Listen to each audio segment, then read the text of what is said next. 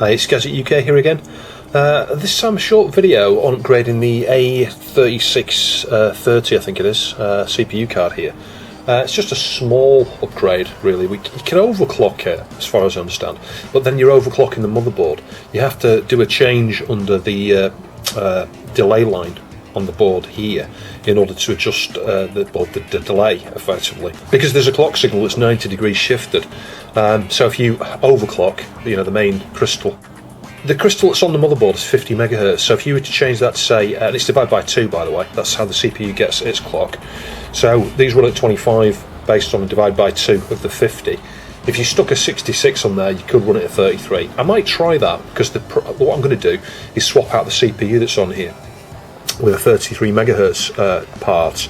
But the main reason for me doing that is because it has an MMU. That's all I'm trying to achieve here, is add an MMU to this, and I'll also increase the frequency of the FPU on there as well. I think at the moment it's running at 32, but we can get 50 out of it probably, the FPU. So before I do anything to this, I'm just going to have a look at the system information. Let's just have a look at what it's reporting. The MMU status down here has got a dash through it, so there is no MMU in this processor. And the FPU clock, as you can see down here, is 32 megahertz. So let's just come out of that. That's not where I want to be. Sysinfo is where I want to go, because we can just do a speed test on the actual drives. The DH0, and we click speed.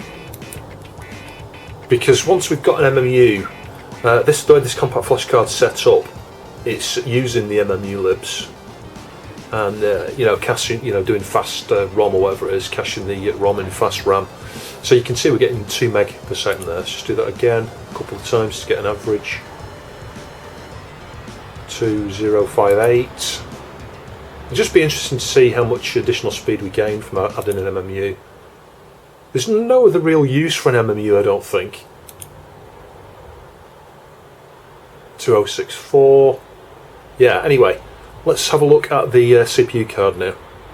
So it's probably a bit risky doing this. I'll show you the processor in a second.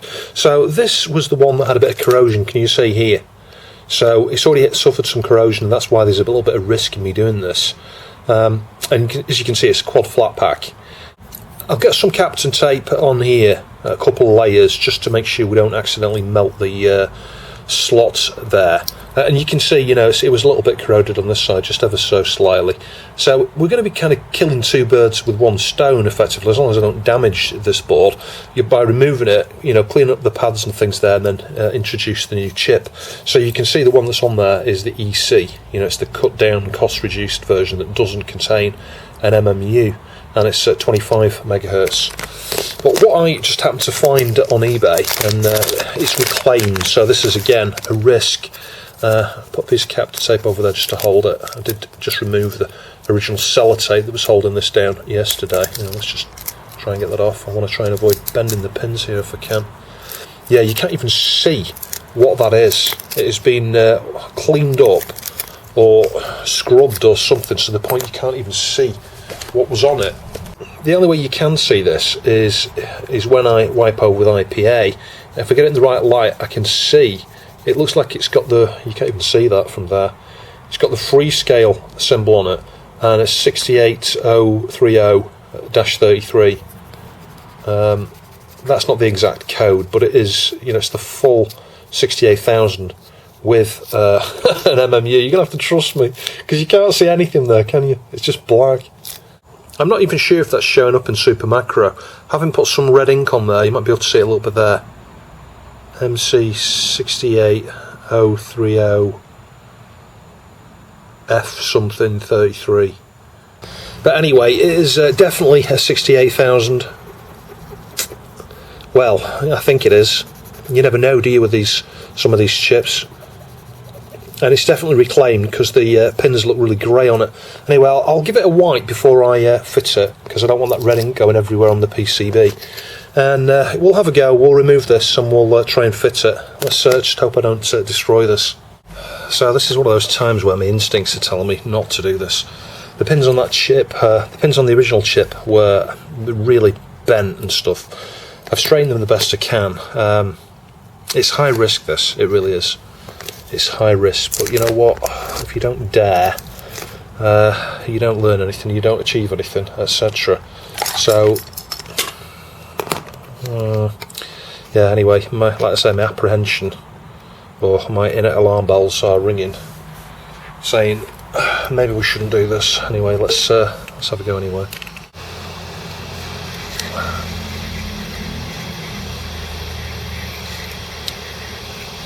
Not really sure the best way to approach this.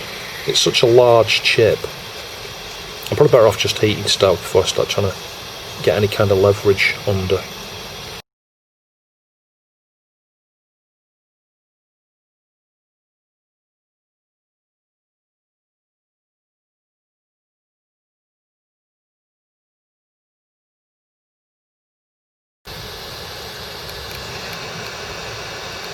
I can hear the pins clicking.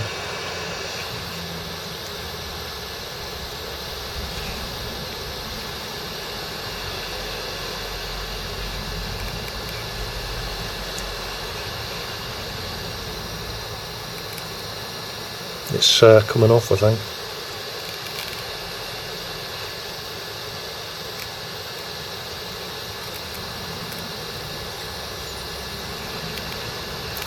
Maybe this is not as hard as I thought. Oh my god, it's off. So I let the board to cool down for a few minutes there, and the next thing to do here is I've got flux around there. We're going to use the braid here. I'm very careful to try and mop up the solder here. I'm going to do this under magnification. Let me switch my air thing on.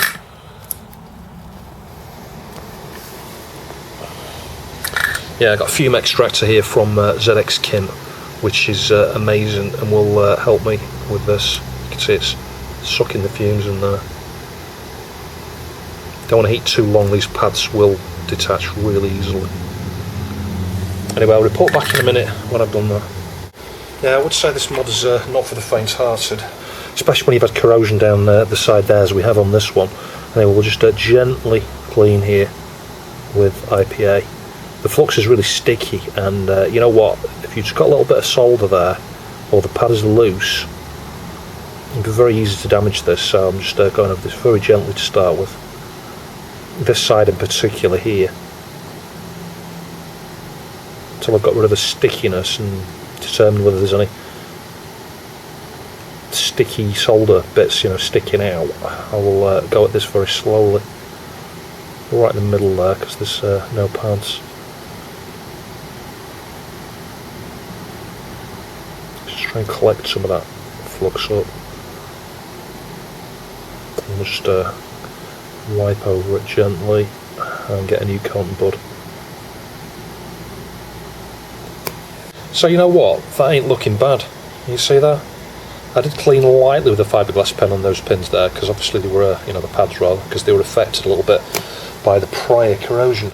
So it's all a question now, can I get the new chip on? Does the new chip work? And will I short anything there? I don't know. The next thing I'm going to do is just pull off this crystal. The reason I'm going to do that is, A, I want to swap it out for a faster crystal for the FPU, but also it will just assist. Let's just see which way around it is. Yeah, so the square end is nearest the FPU down here actually. But yeah, removing this will just assist with the soldering of the replacement CPU actually, because it's just right in the way. And some flux have probably leaked under this from when I've just done the work I've just done. Hopefully this will be easy to get off. Honestly, no idea.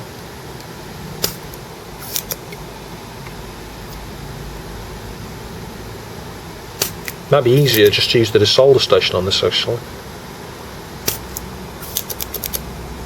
Yeah, I'm just going to heat the desolder station up actually, just use that.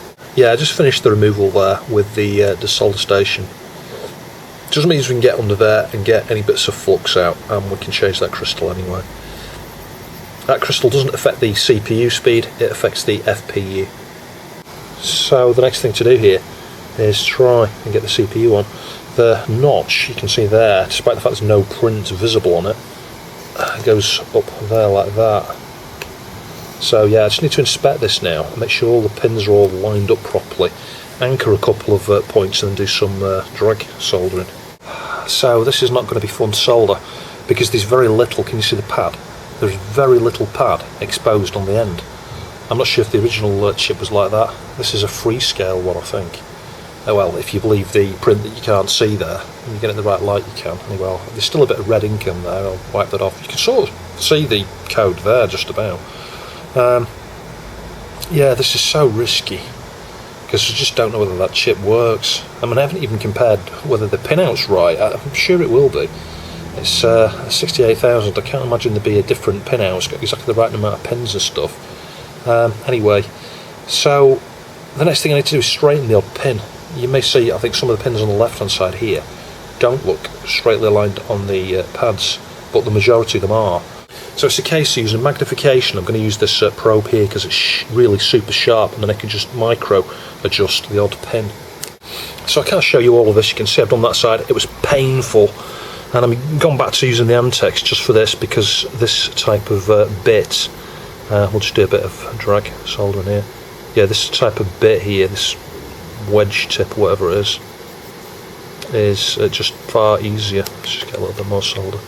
I know we've got a big blob there, but that will free up in a minute.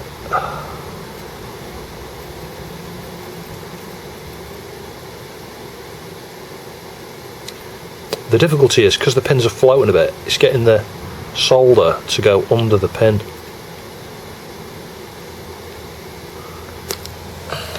Anyway, I'll report back in a minute.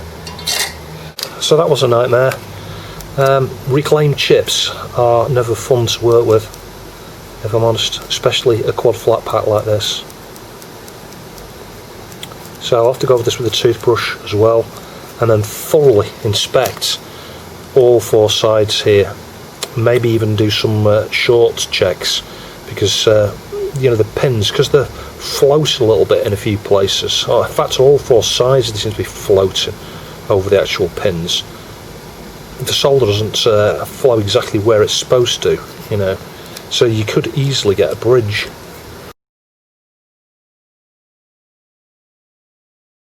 So let's go at it with the toothbrush now.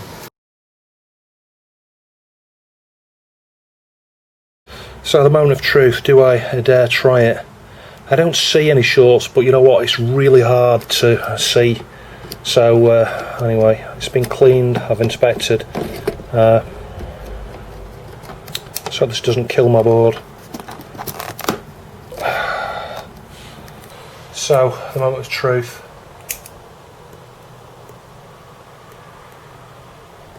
Yellow screen.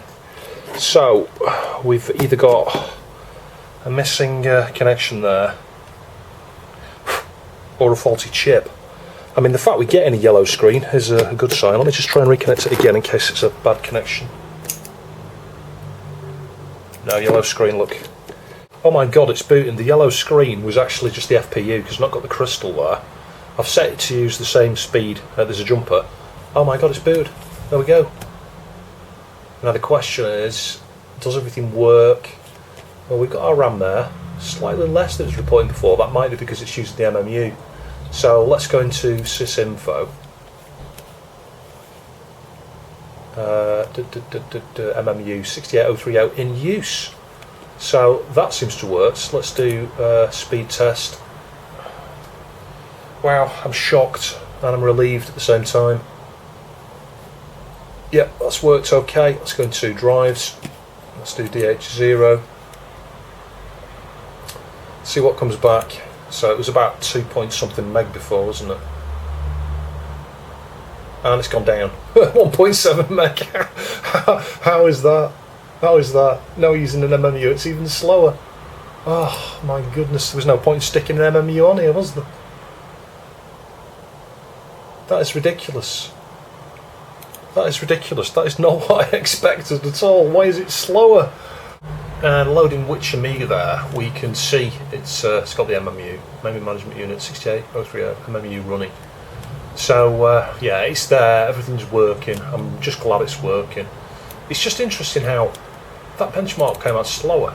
I don't get that. Yes, I've confirmed that it is the MMU that's slowing things down there, so it's crazy, isn't it? There you go, call me the guinea pig. Maybe nobody else has tried this before. I'm sure people are aware of it in terms of using an A40 or an A60 on one of these, but if you've got an MMU enabled, you get slower access, and I think the issue is probably a bottleneck on the fast RAM, because it's accessed via Ramsey. I could be wrong. I'm wondering if I had a big RAM board connected to the Zorro, whether that would be any faster. It may well be. We may gain. I don't even know whether you can specify which RAM takes precedence there in terms of how it's cached via MMU lib. But all I did to get it back to 2 meg is just disable MMU lib. I literally went into the libraries folder and deleted it, and we're back to 2 meg again. So yeah, this machine is not sort of permanently now hindered by having an MMU. It's just this compact flash card, the way this is currently set up, has MMU lib installed. Anyway, I'll stick it back now. I'm not that bothered, it hasn't dropped that much. But it was, well, a useful experiment. At least we know if you've got an A4000, don't rush to fit an MMU. So the next thing we're going to do is fit the FPU crystal there. We'll go with 50 megahertz. What we'll do is just set this to CP, so that should be using the floating point thing there. And we'll do the beach ball. Hang on. So you can see how long that's taking at 25 megahertz. 50, well, it should be twice as fast.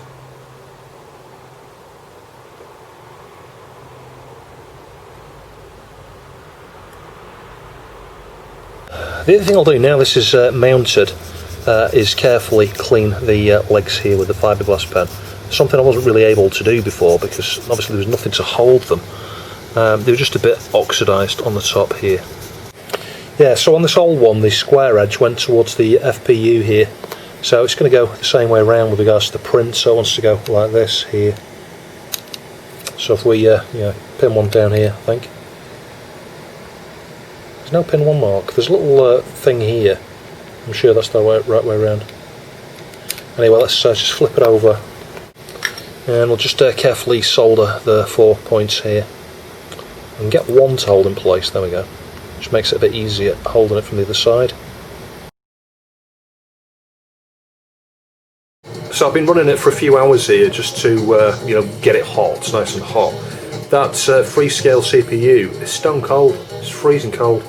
And the FPU's stone cold as well. Obviously the FPU's not being used at the moment, but I did quite a lot of testing of the FPU for a good 20 or 30 minutes. And then felt the top of it, and it's freezing cold, so it's going to be fine running at 50, that FPU. And I'll just double check that now, because this has been running for quite a while. I'll just flip it over and just, yeah, it's lukewarm, so it's running cooler than the other CPU. And you can see it's not too bad. I didn't do too bad a job of soldering that. That side still looks a bit odd, obviously because the pins, the pads on that side were a little bit affected by the corrosion. You can't see what it is because obviously the print. I might stick a label on it, I think, just so I remember it's got an MMU. Yeah, there we go. So it's booting up. I'll show you the beach ball test again. And we need to change these to CP. I think that means co-processor math. And we'll go to the beach ball.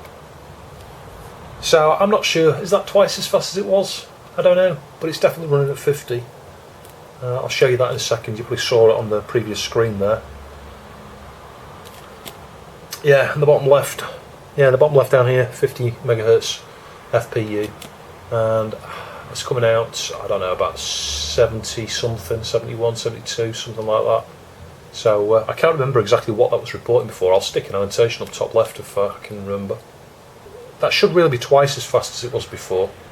So yeah, it was only a super short video, but there you go. So learn from my, not mistake, but experience here.